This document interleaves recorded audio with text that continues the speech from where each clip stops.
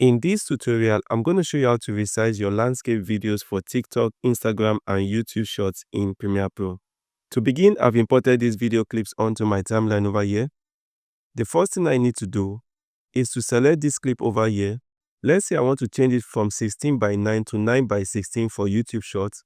The first thing you need to do is to come over here to the Sequence tab over here and select Sequence, and scroll down here and select Auto Reframe Sequence, and select the target aspect ratio.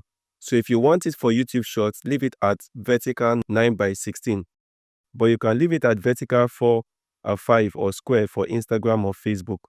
I'm going to leave it at vertical 9:16 and select create. And automatically, if I hit play, you will notice that Premiere Pro has automatically reframed my sequence from landscape to vertical, and my subject is perfectly placed at the center all through my timeline over here. And that's it, guys, on how to resize horizontal videos to vertical in Premiere Pro.